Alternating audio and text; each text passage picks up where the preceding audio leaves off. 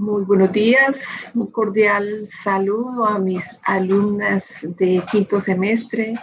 de Gestión Judicial y Criminalística. Continuamos en el día de hoy profundizando sobre los aspectos más relevantes de las conductas de violencia intrafamiliar que conllevan en su inmensa gama de formas de violencia otras conductas que actualmente el Código Penal colombiano también sigue como el feminicidio, la violencia basada en género, precisamente por los altos índices de ocurrencia de hechos de esta índole, precisamente en nuestro país. En esa medida, recuerdo que esta clase para ustedes es de gran importancia, solo por ser justamente un buen grupo de mujeres.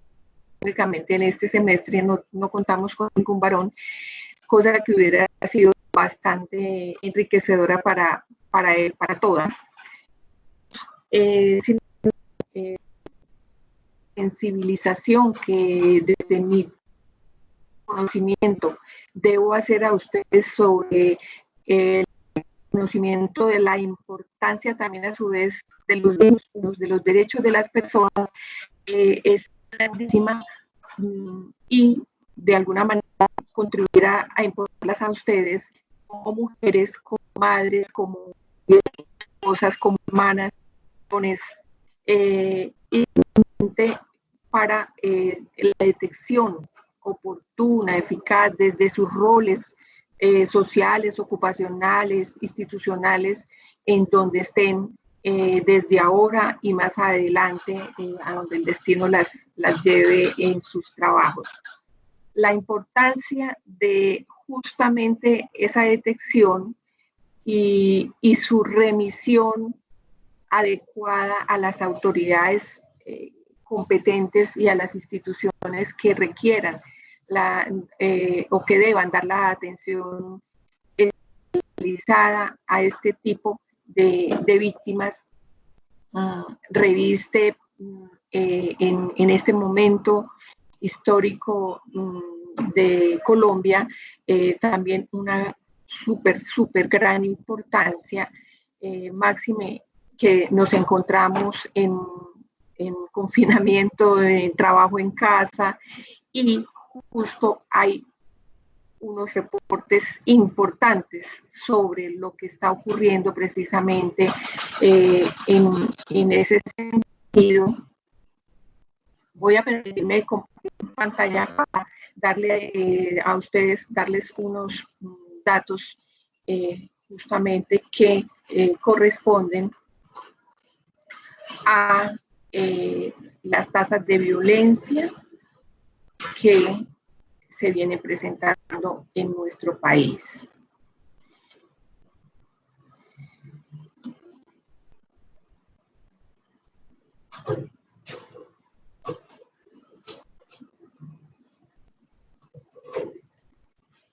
Disculpen.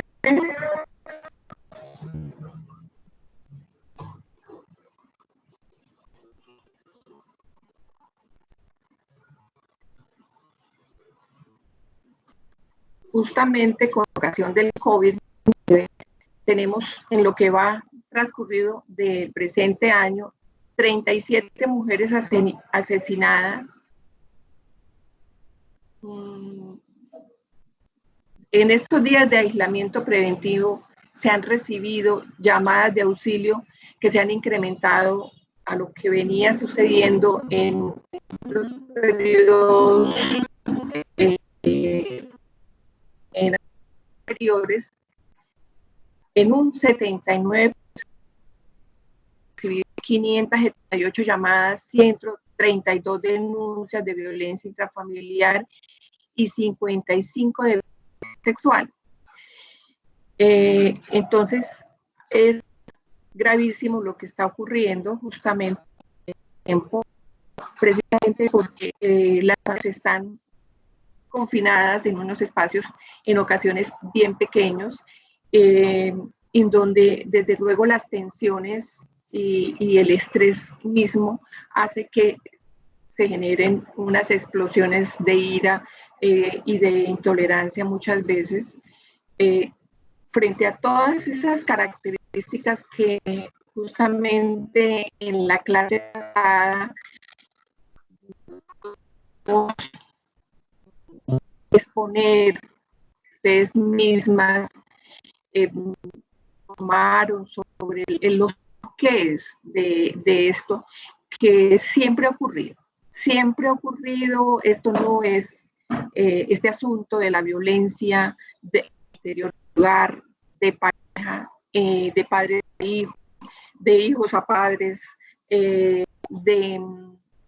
atentados también contra los adultos mayores, contra las personas con discapacidad, contra las personas que tienen una diversidad y que de todas maneras configuran frente a los sucesos en el hogar violencia basada en género. Entonces, en esa medida es crucial que recordemos entonces perfectamente por qué es tan importante conocer no solamente la normatividad. Ni ustedes ni yo somos abogadas de momento, no se sabe más adelante, pero sí es importante tener claridad frente a lo que el Código Penal colombiano en el artículo 229 y norma respecto de la violencia intrafamiliar. Y entonces recordemos que el que maltrate física y psicológicamente a cualquier miembro de su núcleo familiar incurrirá siempre que la conducta no constituya delito sancionado en prisión de 4 a 8 años. La pena se aumentará en la mitad a las cuartas partes conducta caiga sobre mujeres, niños, niñas y adolescentes, adultos mayores de 60 años o que se encuentren en situación de discapacidad física, sensorial, psicológica o quien se encuentre en este. Entonces, recordemos muy bien la situación que nos puede como conocer como más en detalle, ¿cierto? Es que estas conductas configuran un delito. Eso es claro, esto no es para, digamos, tolerar que si ocurrió una vez, siga ocurriendo. Y es importante que de alguna manera la persona que sufra algo, yo sé que como en un ejemplo pasado que informó una de las alumnas, a veces es difícil porque no hay incluso conciencia de ser víctima, ¿sí? O porque se ha surtido un proceso de acomodación, de habituación a esas formas de interacción inadecuadas. Y las personas continúan dentro de una relación de este modo que lo conocemos como tóxico. Entonces, hay que mirar dentro de esa norma qué es lo que el legislador está procurando salvaguardar, que no se vulnere la unidad y la armonía familiar. Entonces, por esos delitos es que se incrementaron esas medidas en la política criminal, precisamente para poner unos límites mayores y evitar que las personas que tienden a desarrollar ese tipo de conductas maltratantes, violentas, abusivas, explotadoras, porque acordémonos que la violencia es física, es psicológica, es incluso económica, es el patrimonio se puede ver afectado, pero realmente lo que el legislador quiere justamente preservar, salvaguardar y defender es la unidad familiar y por supuesto la armonía familiar. Entonces, ¿qué saca una mujer, por decir algo,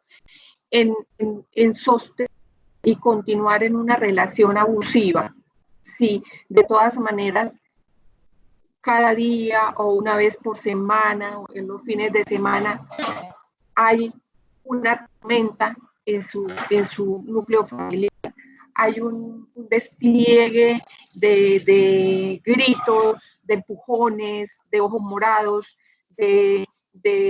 fracturas o incluso de palabras denigrantes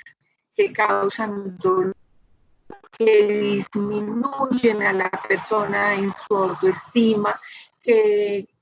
afectan de múltiples maneras a la persona, ¿sí? Entonces, la armonía familiar, en esas circunstancias, así sea ocasionalmente, porque recordemos que hay un ciclo de violencia, cuando esto se repite, entonces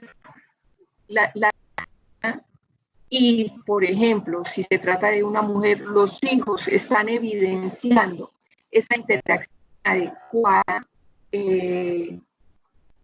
Por supuesto que ¿quién puede ser feliz en esa situación? Es muy difícil por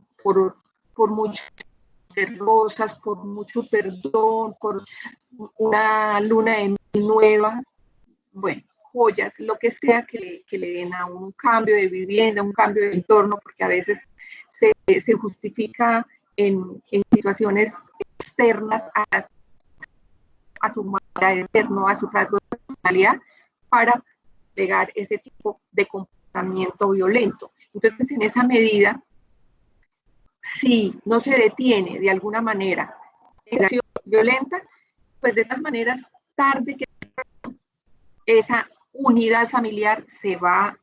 a resquebrajar, va a haber, se sale, se elimina de la convivencia, porque es imposible tolerarlo por tanto tiempo. Hay personas estoicas, digámoslo así, soportan de manera heroica todo trato consecutivo, como lo llamamos desde el punto de vista clínico, una violencia crónica. Entonces, en esa medida, algún día alguien le dirá, los mismos hijos cuando crecen se van dando cuenta, salen en defensa de su mamá, de su tía, de su abuelo, del que sea, y se enfrentan a ese agresor que por años ha sido el causante de tanto dolor y tanta miseria emocional y moral. Entonces, viene nuevamente otro ejercicio de violencia, gritos de parte a esa persona o hay personas que están siendo maltratadas y termina de establecerse un nuevo anillo alrededor de esa violencia y se sigue perpetuando. O terminan heridos, muertos, o sea, lesiones fatales y no fatales en los miembros de la familia por no haber por lo menos pedido auxilio alguna vez, por no haber ido a comentar a la secretaría de familia, así sea a la estación de policía más cercana, CAI. A ver, una llamada a la fiscalía, una llamada de auxilio siempre es muy importante. Les comentaba que en este tiempo COVID-19 justamente se ha incrementado. ¿Por qué? Porque las mujeres ya saben, ustedes mismos se han dado cuenta, la publicidad que hay específica para evitar la violencia contra las mujeres y la violencia basada en género. Entonces, es importantísimo esto que las personas reciban una visita, una ayuda, una cita, canalizar su atención para que finalmente entiendan y comprendan, hagan ese insight propio y encuentren que realmente esta situación es peligrosa. En esa medida, en el día de hoy, hablando de la peligrosidad, también desde la justicia y el derecho y las políticas criminales que debieron ajustarse, como ya lo dije, justamente se han creado unas estrategias de abordaje específico y unas medidas evaluativas que permitan a la autoridad que maneja un caso, que investiga un delito, poder comentar el riesgo que la víctima de violencia de género, violencia intrafamiliar, violencia de pareja o expareja inclusive. Entonces, ¿por qué? Porque hemos visto que justamente también las tasas de feminicidios han sido increíblemente ascendido en los últimos tiempos. Entonces, les quiero también presentar a ustedes este otro material que espero sea de la consulta de ustedes. Está en la bibliografía de estas diapositivas e igualmente me parece que la posibilidad que tengan todas de leer con detenimiento tanto el enfoque psicosocial que tiene, los fundamentos para abordar un caso, las rutas de atención, sino como también algunas herramientas y técnicas como una entrevista semiestructurada y un test, ¿sí? Porque se ha considerado que había que, la medida de tener que mensurar ese riesgo de ser nuevamente violentadas las mujeres, se creó una palabra especial que la denominamos el violentómetro. Para medir hay que poner, digamos, que unos parámetros y entonces se habla del violentómetro para saber qué tanto más, menos o término medio las personas pueden ser víctimas en ese sentido. Entonces, hay un material que también tengo para compartirles a ustedes que, permítanme un segundito, tengo por acá.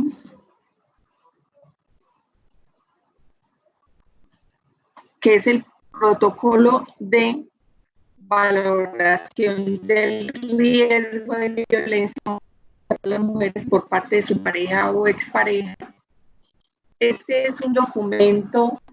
del Instituto Nacional de Medicina Legal y Ciencias Forenses que nos permite a peritos, psicólogos y psiquiatras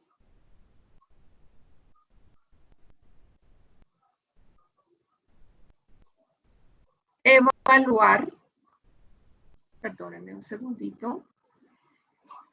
evaluar las, vamos a compartir otra vez pantalla.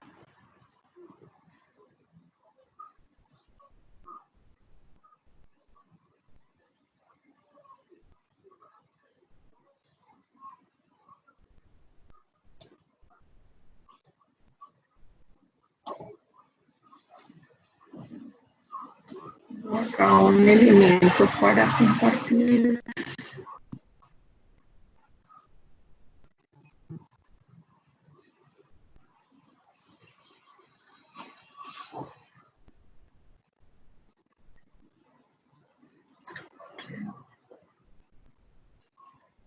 Bien. No hay cuidado. La realidad es que el Instituto Nacional de Medicina Legal y Ciencias Forenses, después de la Fiscalía General de la Nación, en el Centro de Atención CABIF, cuando recepciona los casos de las víctimas, después de enfocar el caso y definir la presencia de una conducta punible, es decir, que configura violencia y que debe ser atendido el caso, no desestimado, sino precisamente atendido, se remite al Instituto Nacional de Medicina Legal, donde la víctima es evaluada a nivel físico por clínica forense. El grupo de clínica forense, los médicos hacen su abordaje especial, hay un protocolo, hay una guía especial para esa labor, y al mismo tiempo hay un profesional de la psicología que se encarga de hacer ya una entrevista y un abordaje desde esa disciplina, aplicando justamente el material que les acabo de decir. Entonces está la evaluación de riesgo de volver a ser victimizadas, y eso, ese resultado de esa evaluación, que es, digamos que breve, es una única vez, se envía a la Fiscalía junto con el examen médico legal también, el informe pericial, para que el despacho tome en cuenta esos elementos como una evidencia y tenga su conjunto de elementos sustentatorios para luego ir ya a una audiencia de acusación. Bien, es desde luego muy importante que podamos tener claridad de esa pregunta, ¿sí?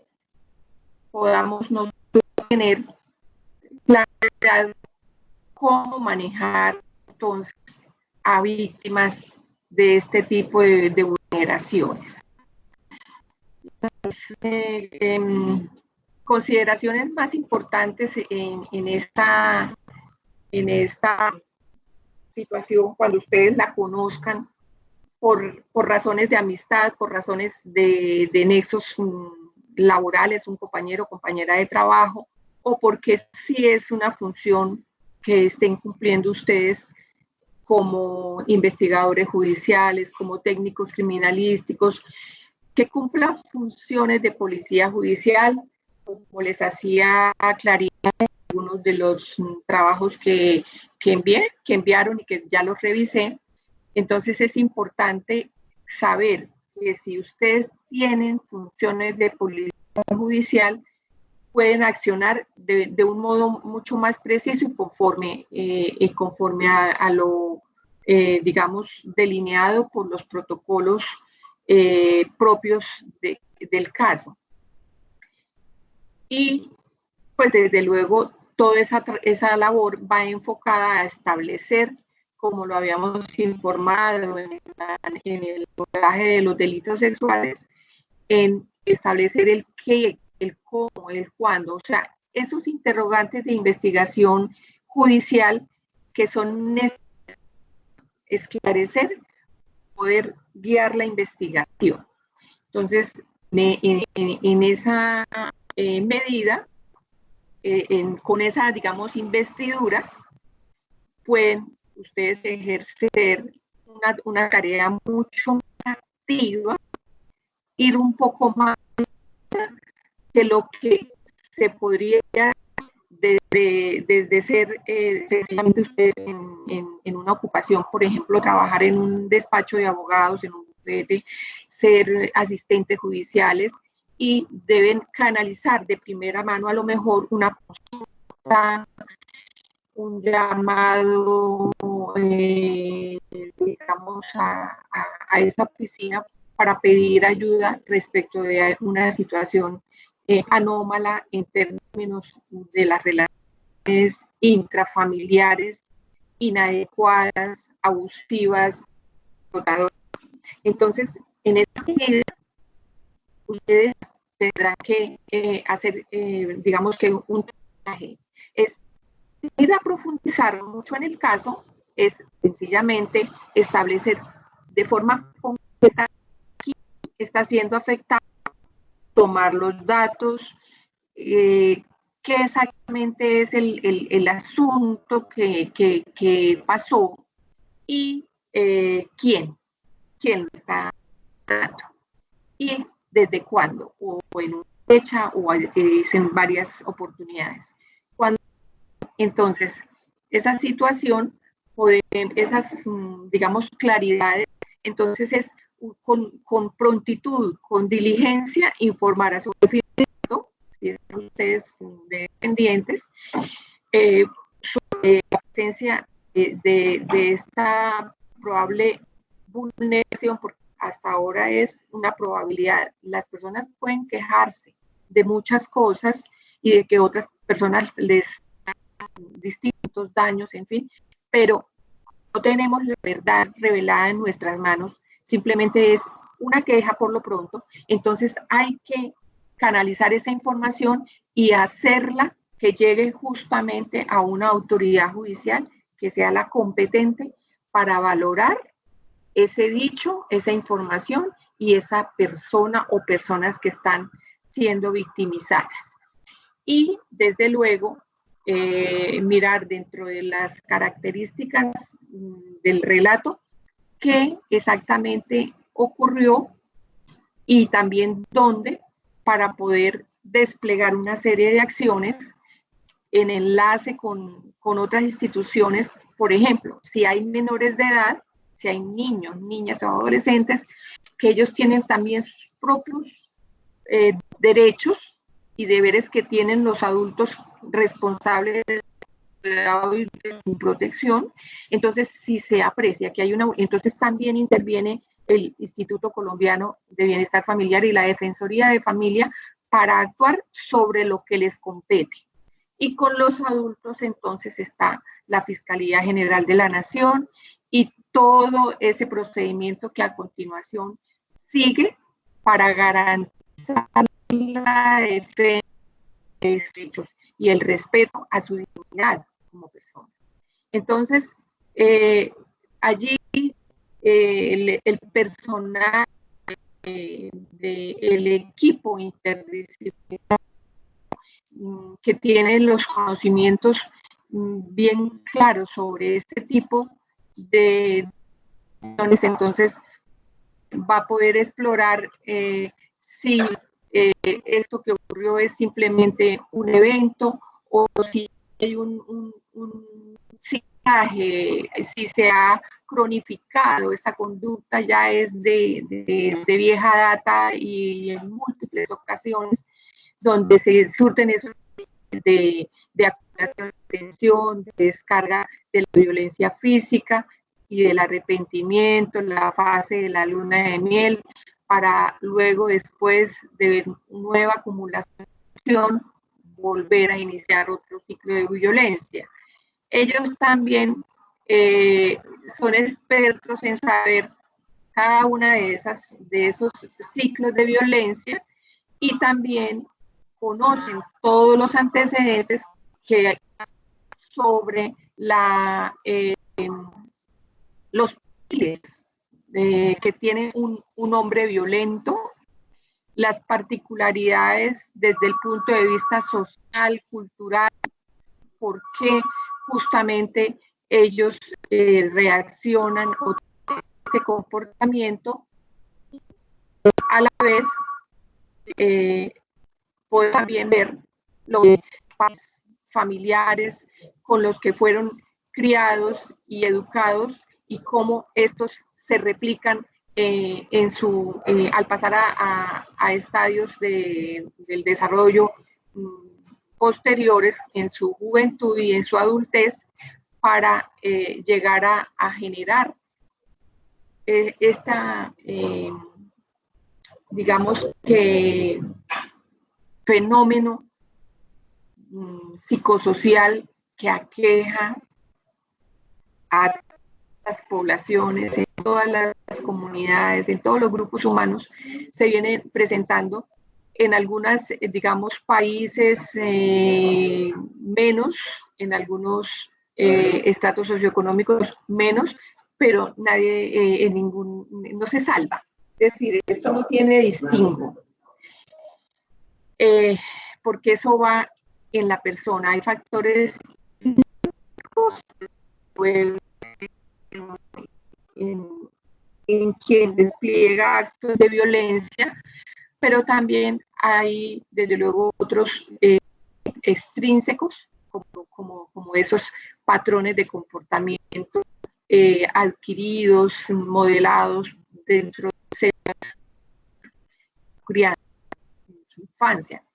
Pero también hay otros factores económicos, el desempleo, pero todo eso, digamos, no es justificación. ¿Sí? Algunas personas en un punto de la vida hemos perdido el empleo, hemos sido maltratados de pronto por los jefes, es decir, tener muchísimos factores generadores de estrés, y no por eso tiene que ir la persona a todas esas frustraciones, dolores, sinsabores en el seno del hogar, sino que pues debe haber un autocontrol de los impulsos, y de tal manera que no sé si en pantalla se pueda estar viendo esta fotografía de unas lesiones físicas que precisamente son en el rostro de una mujer, que no solamente causaron dolor, sino que desfiguraron un rostro. Entonces, esas lesiones son objeto de manejo y de valoración por parte de los médicos forenses, para que ellos indiquen, digamos, también en días de incapacidad médico-legal. Estos días de incapacidad médico-legal y van a desembocar en un concepto de secuelas, y si estas son permanentes y son transitorias. Y, por ejemplo, en el caso de lo que tiene que ver con las lesiones que dejan cicatriz y que son en partes visibles del cuerpo, pues configuran un mayor número de días de corporal. Y, por supuesto, más adelante, cuando el proceso legal vaya a juicio y se demuestre la responsabilidad de quien lo cometió, también la víctima tiene derecho luego, por la vía civil, a la reparación de ese daño causado. Y pues en todo esto la psicología jurídica, la psiquiatría tienen un bastante importante para aportar también conceptos pertinentes al operador judicial, y para que los jueces tomen la mejor decisión frente al caso. Lo que también nos compete informar y sensibilizar pues a los estudiantes es respecto de las repercusiones en la salud mental que tienen el ejercicio de estas violencias en las personas, y que desde luego son justamente los psicólogos y los psiquiatras forenses quienes se encargan de, ya a la postre y después de probablemente estabilizada la persona y de haber recibido los tratamientos psicológicos, psiquiátricos e incluso físicos, por si hay lesiones físicas con digamos, fracturas o traumas craneoencefálicos con daño neurológico, qué sé yo, puedan haber sido tratados y esas historias clínicas aportadas a la investigación para que a su vez la Fiscalía solicite a Medicina Legal y Psicología o en caso de considerarlo también a nivel particular, hay peritos privados que se encargan de hacer este tipo de evaluaciones. En nuestro país es más usual que sea la defensa, digamos el abogado defensor, quien se encargue de buscar la forma de que su defendido, en este caso, la persona señala como